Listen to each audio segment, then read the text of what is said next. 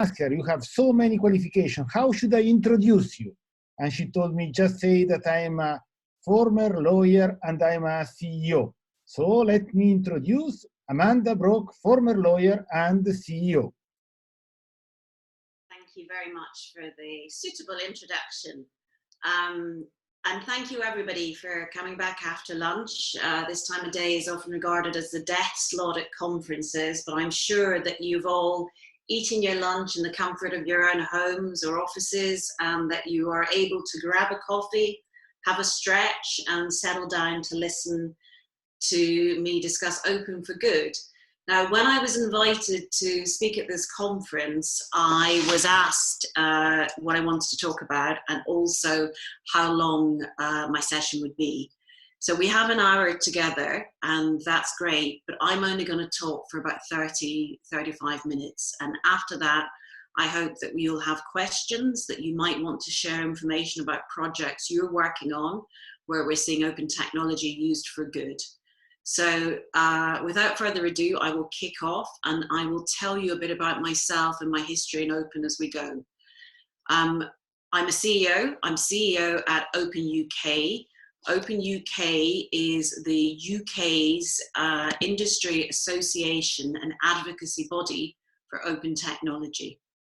And you can see on the screen here our vision. And our vision is to develop and sustain UK leadership in open technology.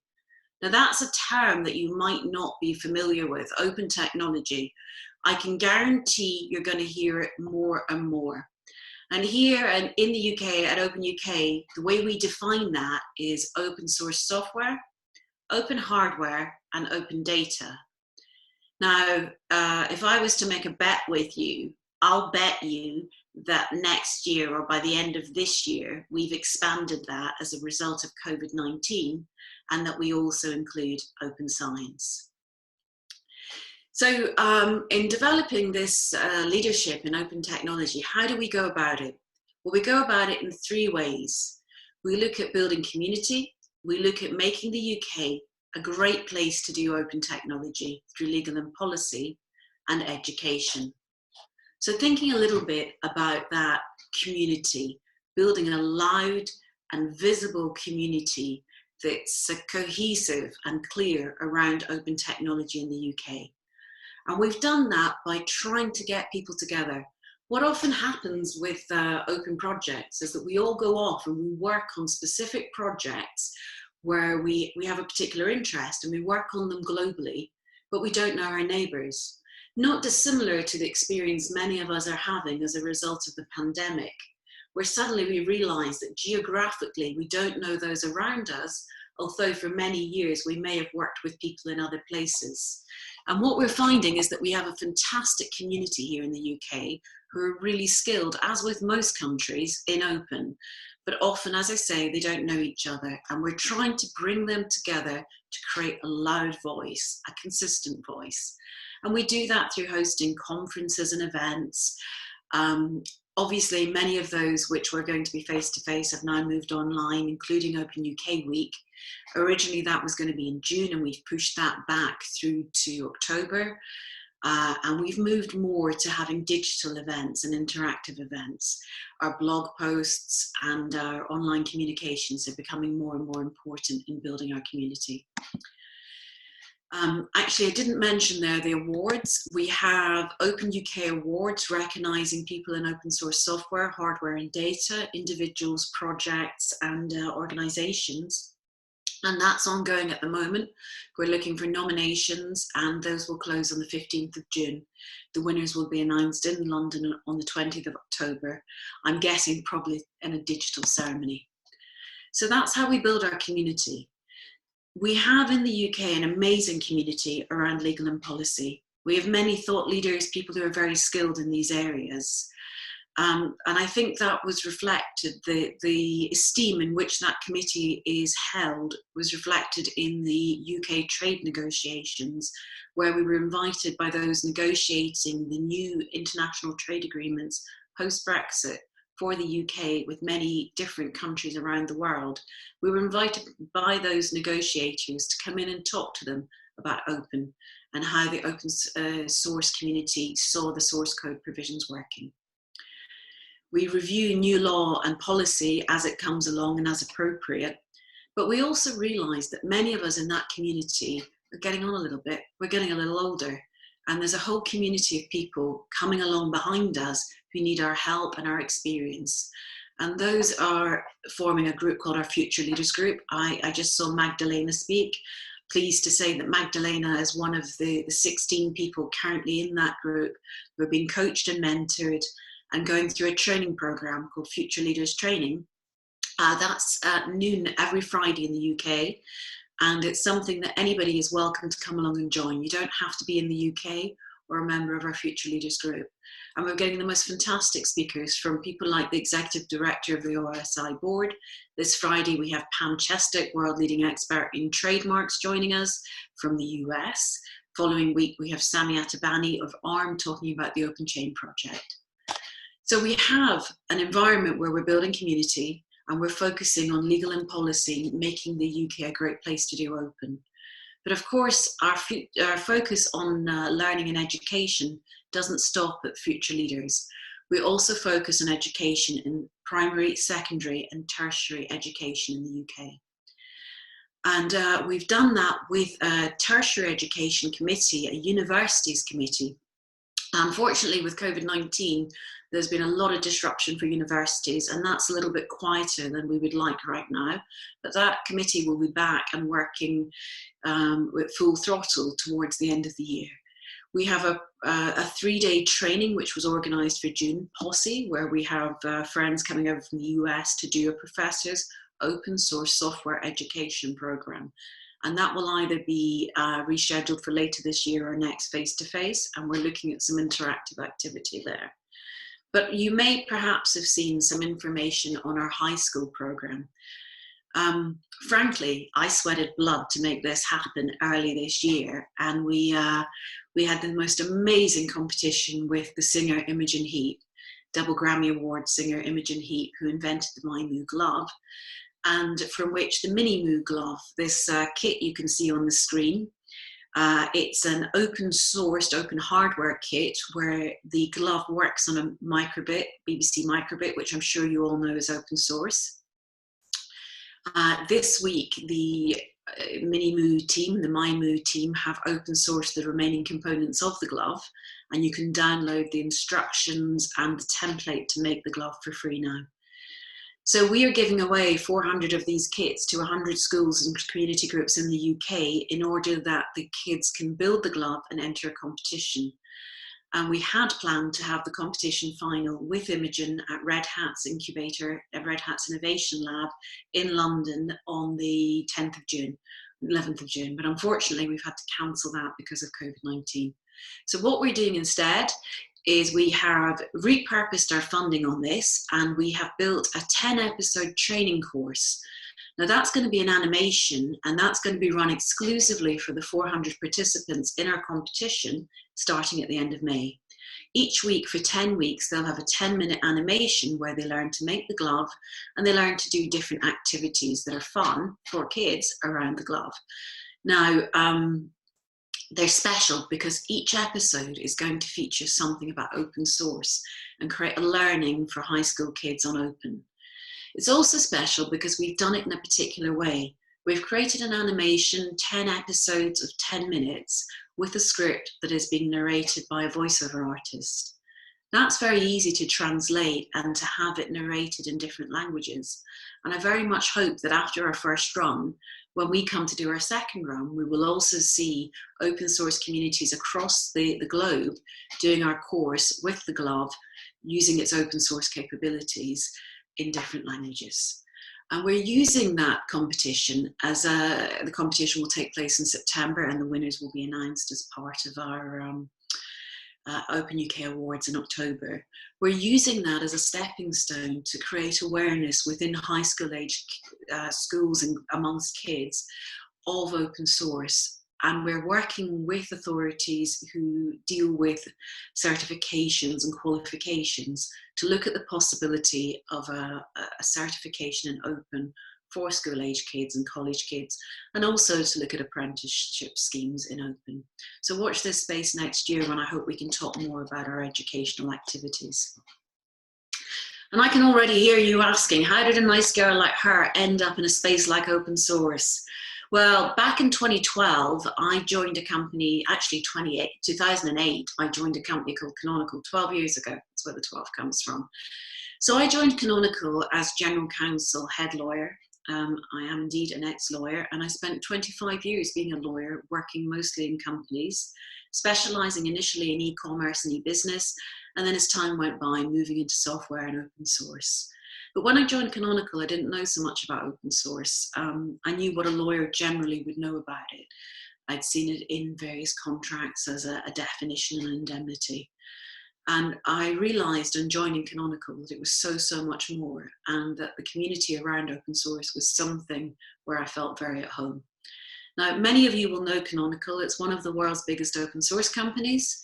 It is based in London, although people work for it globally. I think when I was there, there were people in over 40 countries. And it's the commercial sponsor of the open source operating system Ubuntu.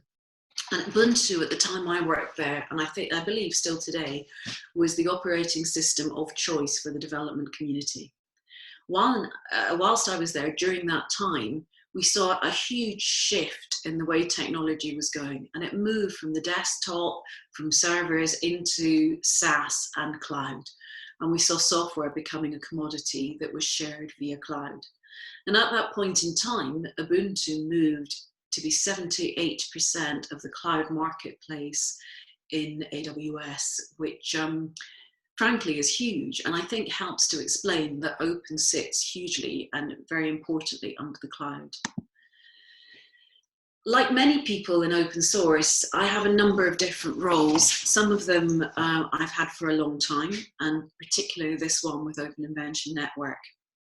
My former colleague Mirko Bohm was speaking this morning, and I believe he's on Facebook now. Hello, Mirko.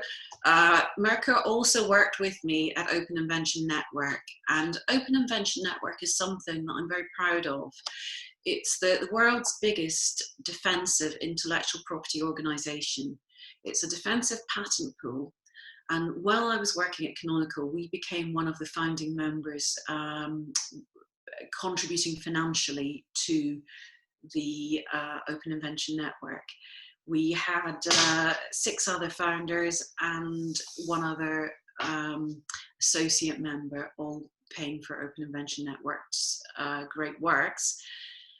But all of us signing up to the same license as over 3,200 licensees have today. Now, to become a member of this defensive patent pool protecting open source, all you have to do is sign a non-negotiable license. Everybody signs the same license. It's free for everybody.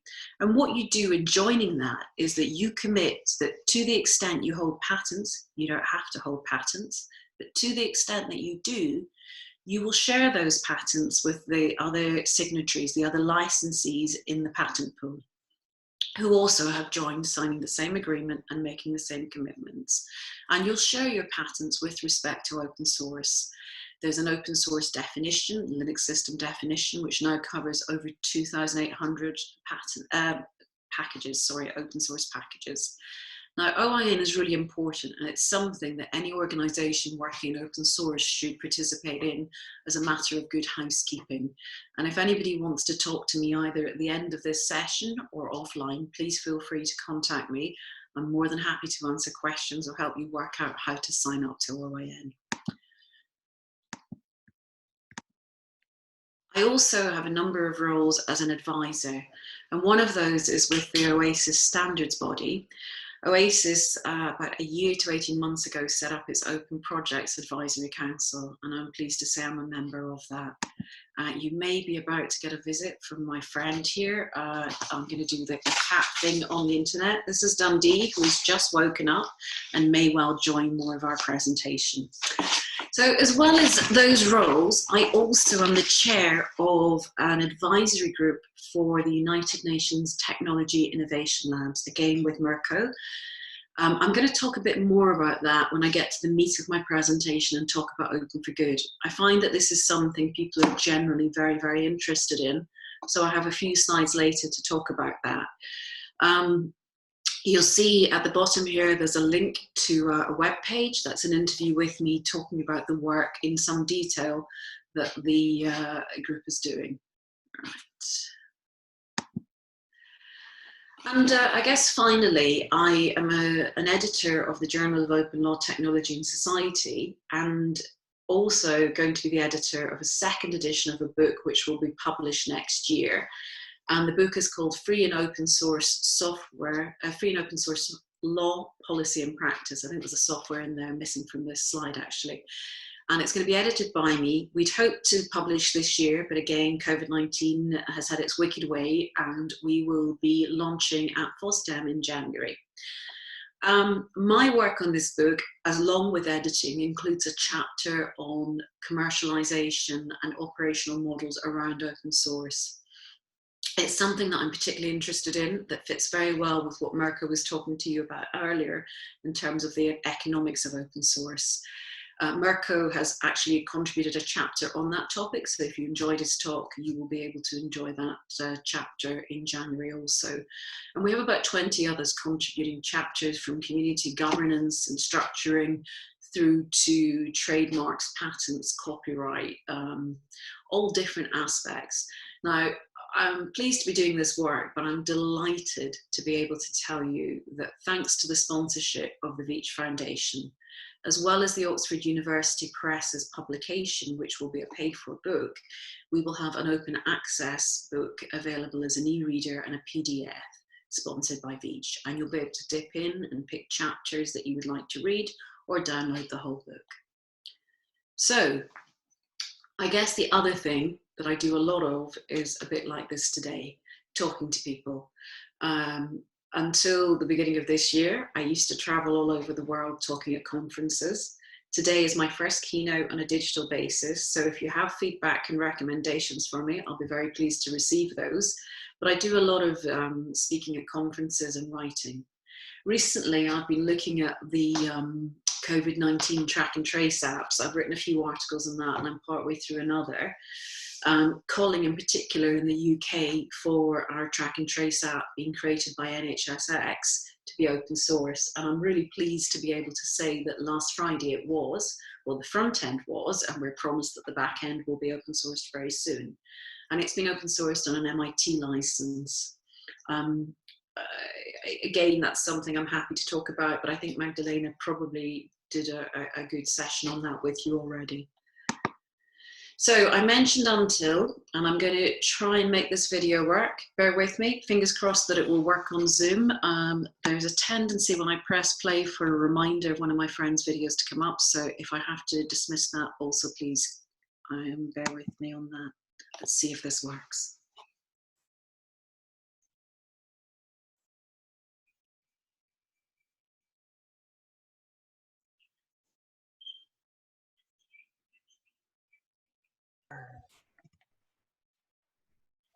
Hello, Amanda. Should there be a sound in this video? Okay.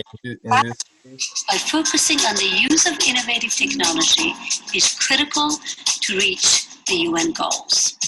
The goal of Until is to function as a startup environment and create a platform for collaborative problem solving between UN resources, academia, the private sector, and civil society. Each lab will link this platform with innovators from across the globe and facilitate the global exchanges of ideas and resources. To solve some of the humanity's most pressing needs, the Until Labs will use cutting-edge technology such as blockchain, artificial intelligence, Internet of Things, fintech, and drones. With locations in Europe, Africa, Asia, and more planned in other parts of the world, each lab will focus on specific thematic areas. In Finland, for example, the first state-of-the-art Until lab focuses on peace and security, education, health, and circular economy. It's situated at the center of a vibrant startup hub within the Aalto University campus in Espoo.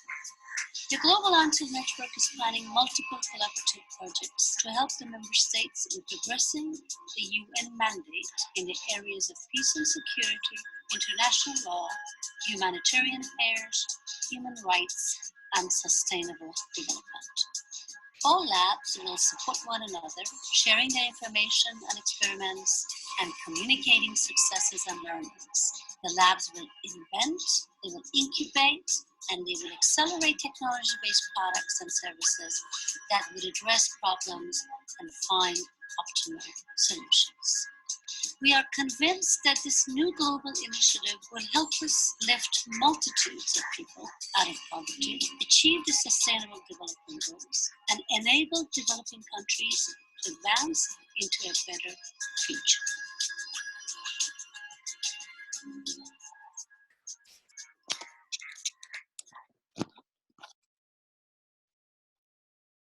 Well, there we go, that worked. So, UNTIL, United Nations Technology Innovation Labs. As I said, I'm the chair of the advisory group to those labs, advising on open source and intellectual property. And the UNTIL labs work with the Sustainable Development Goals. You may be familiar with these. They meet the needs of the present without compromising future generations and need to meet their own needs in the future. So to create sustainable development, we have this need for the present not to compromise the future. They allow for managed sustainable development to come from organised practices. And the social development group goals are based on a shared blueprint for peace and prosperity. A blueprint for peace and prosperity for people, the planet, now and in the future. The 17 Sustainable Development Goals are a call for action by all countries. They recognise ending poverty and other deprivations, and that this must go hand in hand with strategies to improve health and education, to reduce inequality, spur economic growth, whilst reducing climate change. And the aim of these goals is that for the UN's 2030 agenda to become a reality. And the 2030 agenda is the UN's plan for action for the people, planet, and prosperity. And they hope to do this through ownership by all stakeholders, making the SDGs an economic reality. You may also have seen the principles for digital development, these 9 principles, and you'll notice that number 6, halfway down on the screen on the right-hand side, is to use open standards, open data, open source, and open innovation. And these principles were developed to address failures in the use of digital technology by international development organisations. And they allow for a sharing of best practices in the use of ICT tools in international development. They pull together or unify various principles created in consultation over time with a number of organisations, including UNICEF, the Bill and Melinda Gates Foundation, the World Health Organization, and the World Bank. And UNTIL's philosophy is that when, I'm going to have difficulty reading this, I'm just going to have to move my screen slightly. So when technology succeeds in solving a problem in our lives, it becomes invisible. The ticking of a clock so constant as to fade into the background. Too often we begin to take this transformative force for granted. But technology is not, by nature, an inclusive phenomenon.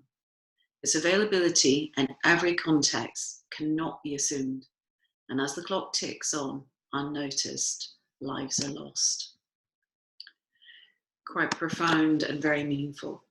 So you can see that the labs are already in 4 countries and expanding globally from this little map. And what we're really interested in here is how open source impacts, how open technology impacts the work that the labs are doing. And this is quite a novel approach. So the advisory group's made up of 10 of us from different parts of the open source community. I'll talk a little bit more about the makeup of the group in a second. But we have worked on a number of different projects and different kinds of projects. High profile and a lot of fun in terms of the challenges, but not in terms of the subject matter, was building a land registry on blockchain on an open source basis for war-torn Afghanistan. A number of the other projects that we've worked on included a platform for measuring the impact that charities can have, the gamification of literacy through an app, gamifying it for the 21st century, and an app for mental health for parents, maternal health for parents, sorry. And of course, many, many more. The group is made up of a motley crew, a bunch of people I know from the world of open source, and we're mandated to maintain a framework that enables Until to foster shareable technologies and to catalyse the co-creation of digital solutions. Now, in doing that, what we've done is bring together a group of, very flatteringly, these slides are not mine as you saw at the beginning, they are the UN slides on the group, renowned experts, as I said, a motley crew in legal and technology innovation and open. And I think it's a really special group and a really special process and program because it's, to my knowledge and the UN's knowledge, I understand, the first time that such a group has been brought together, as opposed to employing someone to be the technology advisor on this, to bring together people from the heart of different communities around open to advise on how the labs deal with opening up the technology and the interaction between the private sector and the UN for that purpose.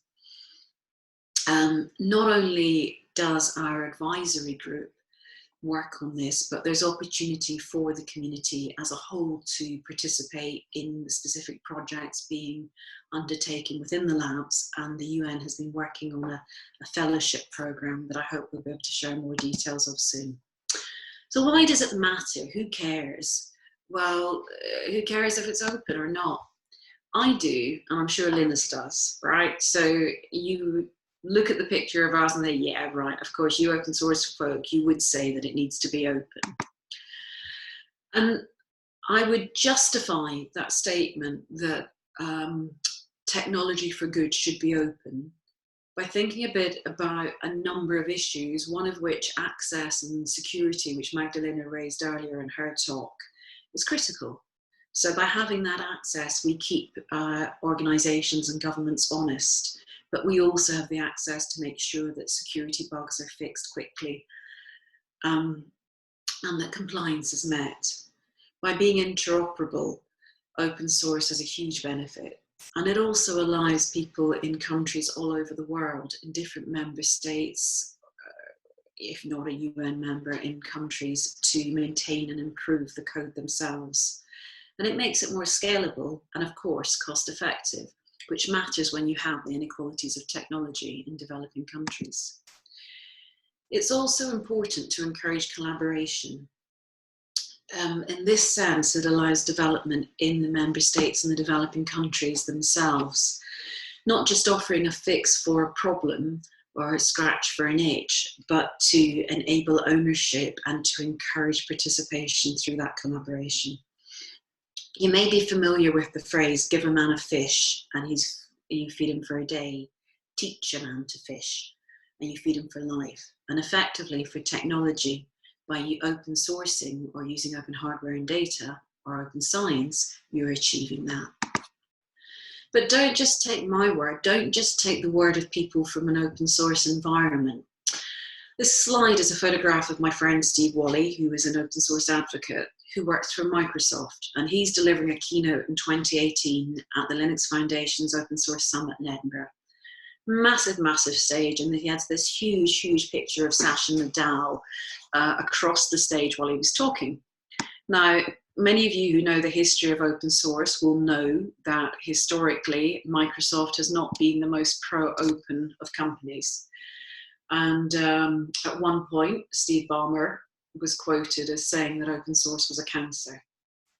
So how in a period of 10, 20 years has Microsoft changed from being a company that was known as not supporting open source and in fact being quite against it to one that is, according to GitHub, the biggest contributor in the world of lines of code to open source projects? How did that come about?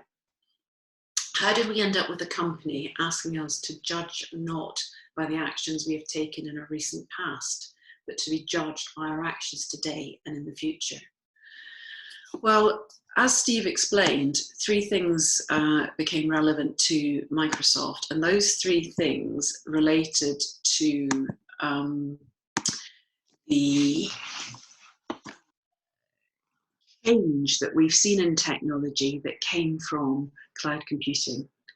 And Steve explained that firstly, the awareness around open source became so much more that we saw companies, clients of Microsoft actually asking for open source. Secondly, cloud computing. As the world moved to SaaS and cloud, what we found was that in Microsoft and in every other company, their products and the cloud products sat on top of open source. And to make them work, you have to understand that open source and work with it. So Azure, like AWS and other products, all sit on top of a world made up of a lot of open source. And then thirdly, as Steve explained, the development community. Young developers today, the cream of the crop, the best of developers, have grown up with open as a norm. Nothing special about it, it's just what they expect. And they expect it because they know it's the best way to develop. So I can explain that to you economically and technically, but it's important to me for another reason. Many of you are in Russia and you'll recognize at least the colors of this logo, if not the name Mobilink. You probably know it as Beeline. You may recognize VimpelCom, which is now branded as VEON. In 2016, I spent a year or two, 2016 and most of 17, working out of Amsterdam, working with VimpelCom, VEON, on digital financial services. And they are a mobile network operator. And we were working on digital financial services in the mobile network, sometimes known as mobile financial services. Now, Magdalena mentioned India and biometrics, and she, like many of you, will probably recognize this as a biometrics machine. It's not in India, it's in fact in Pakistan. And I went to Pakistan as one of the 12 countries I was working in, which included Russia, Ukraine, Bangladesh, Algeria, and a number of stands. I went there to see how our operations worked and to work with the team in Islamabad. And they took me to a market, to a souk, which looked like something out of medieval times in many ways. Beautiful, colourful fabrics and crafts, and fragrant and exotic spices. But then we came to this little booth, which was where the mobile guys worked. And they had stickers for all the different mobile network operators. And they did a couple of things. They sold vouchers for phone credits, but they also did digital financial services. And people would line up waiting patiently to hand over their cash for a money transfer or to buy credits. And they would have their ID with them. They would have their ID photocopied and cut to the right size because they knew that that was going to be needed by the gentleman here to process their transaction. And they would have it cut ready just to be stapled into the little receipt book. The biometric machine here was absolutely this gentleman's pride and joy, and it was given a good polish before I was able to take this photograph. The money would then be transferred across a digital software payment platform and received, for example, by someone's father in a mountain village in the mountains of Pakistan. And they would either collect this directly on their phone, or they would go to the local agent, who could be someone like a guy selling vegetables, tomatoes, if they're in season, on a street corner, who would also be handing out credits or vouchers for mobile phones.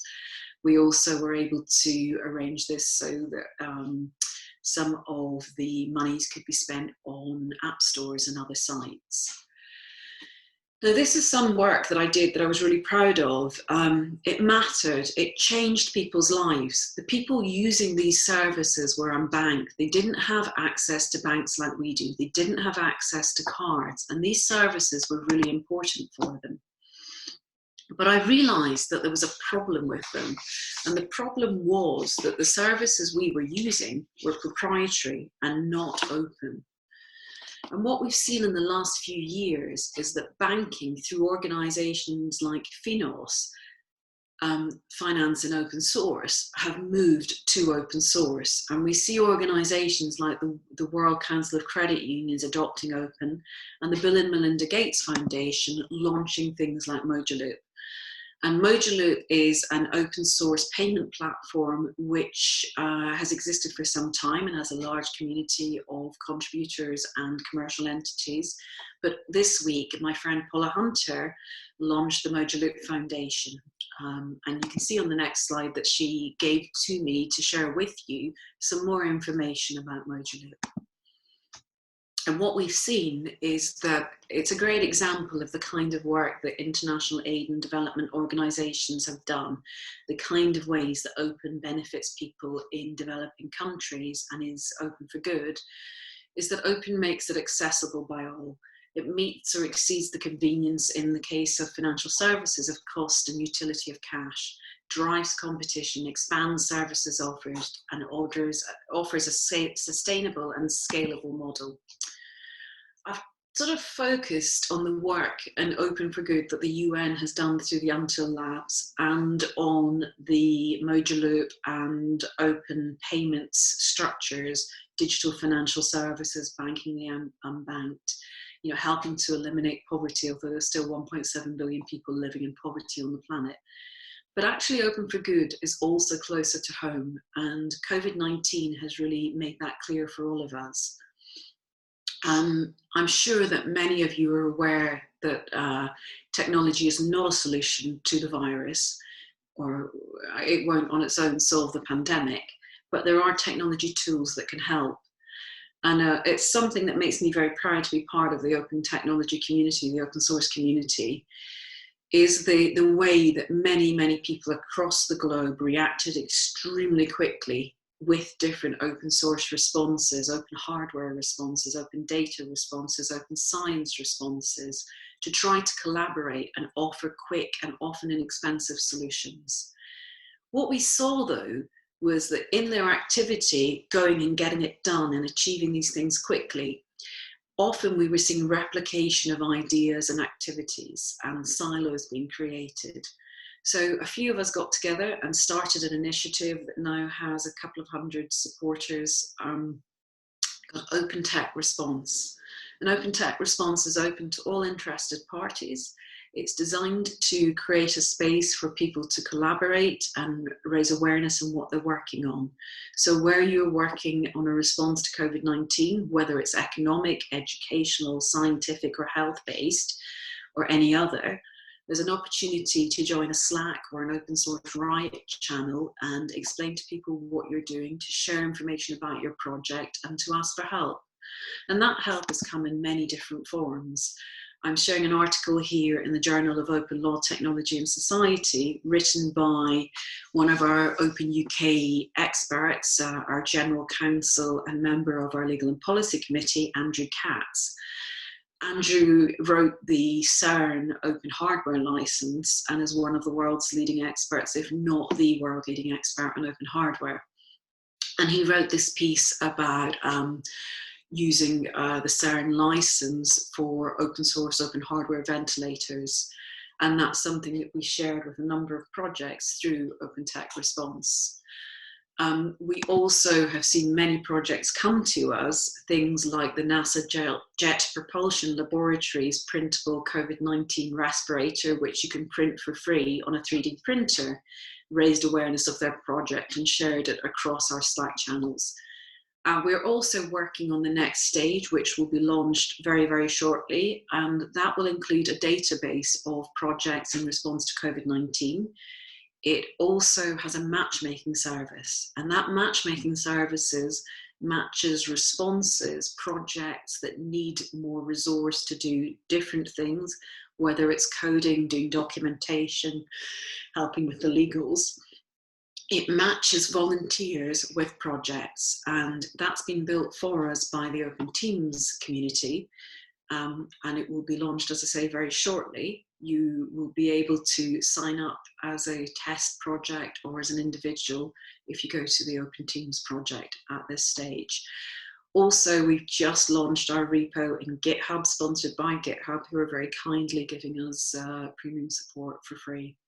So that's a little bit about Open Tech Response, developed as a result of COVID-19, bringing together a global community, collaborating and sharing around open, building better responses and better technologies through open.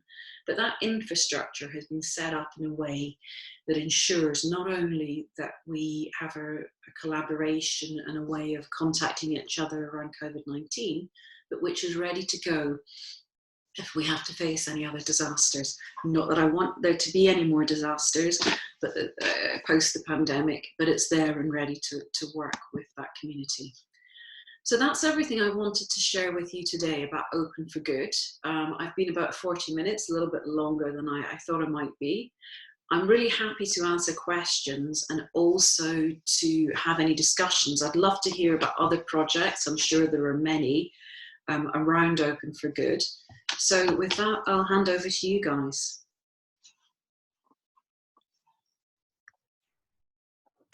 Okay, Amanda, so thank you for the presentation. Now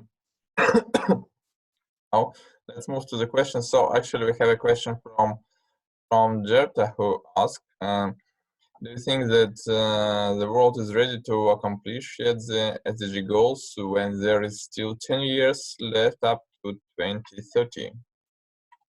I hope so, because they've existed for some time. They're not something that's brand new. And when you look at the 17 goals and what they're all about, things like ending poverty, I think they're no-brainers. I don't think there's anything in them that any of us would really argue with. So yes, I hope so. Okay, so I know actually to the questions in the chat, not so people not so active. They probably were just hypnotized with your with your speeches, just like me. Okay. I was sitting and listening. Yeah, no, good. And if you have feedback, please feel free to share it on the first slide. You can see my Twitter handle at Amanda Brock UK. You can also get hold of me through Open UK. I'm happy to hear about anything you guys are working on and to discuss it with you. I'm happy to answer questions. If anybody's interested in OIN, I'm happy to point them in the right direction. I hope you've had a good conference and that you enjoy the rest of it. Well done. You're one of the first conferences I've seen go for the full couple of day events, and it looks like everybody's having a good time. So thank you very much. Well, Yeah, thank you. Thanks a lot, Amanda. I think perhaps we have a few possible additional questions. What do you? Sneaking up on me. Gert, would you like to say something in addition? So we get a real question coming from the audience.